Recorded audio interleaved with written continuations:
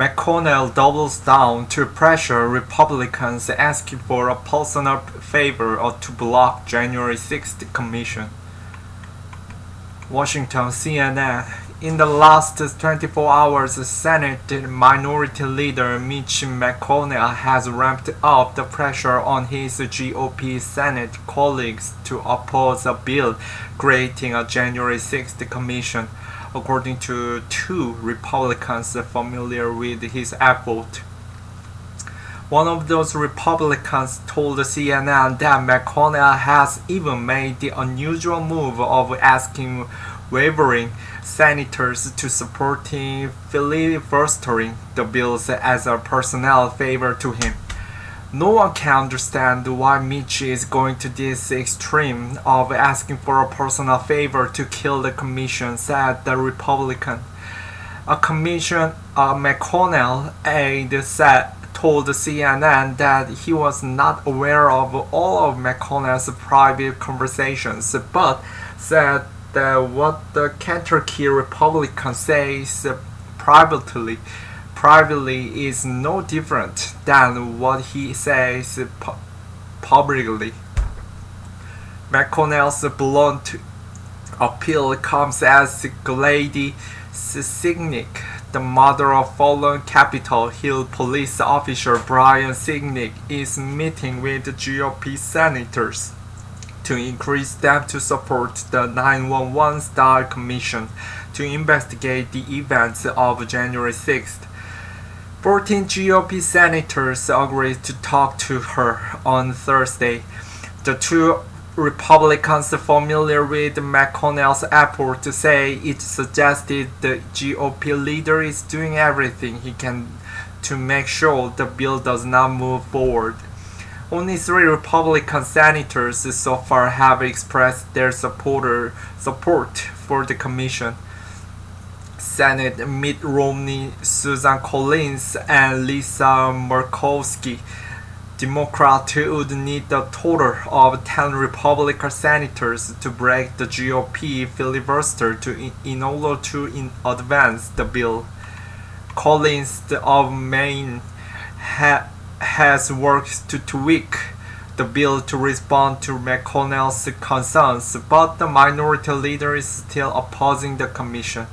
After meeting with Signick, Collins said she thinks her amendment to fix the flaw in the House bill addressed the major objection to the bill, and that she said she has secured the agreement of House Speaker Nancy Pelosi on her amendment. My hope is that we can get with this amendment a sufficient number of Republicans to pass the bill. We owe it to the brave men and women who defended our lives that day, and in some cases did so at the cost of their lives, and that's why I feel so strongly about that, she said. While Republican leaders believe there could be some defections in the ranks, they don't believe there will be 10, according to GOP sources familiar with the matter. Leadership believes the case they've made to their members has taken hold, that the commission would be used for political gain by Democrats and would undercut GOP efforts to take back the majority in both the House and the Senate.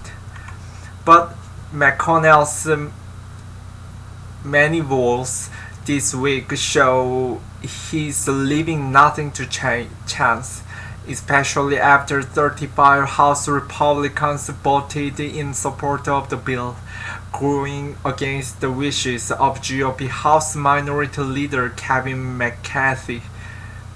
Hours before the vote on May 19th, McConnell came out against the commission in the statement on the Senate floor.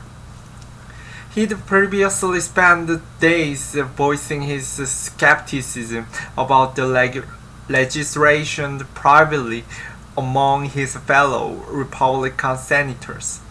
Other members of the GOP conference fell in line behind McConnell against the bill last week, including Senate Richard Burr, the retiring North Carolina Republican who voted to convict Donald Trump in January. Burr issued a statement last Thursday opposing the House bill. According to one Republican on Capitol Hill, McConnell sent an email to the rest of the GOP conference highlighting and recommending Burr's statement. But despite those overt signals, Republicans say the Kentucky senator has been even more insistent this week as the debate on the January 6th bill in the state Senate approached. According to the other Republican familiar with the effort, McConnell made an impassioned case against the commission to a group of GOP senators behind closed doors this week.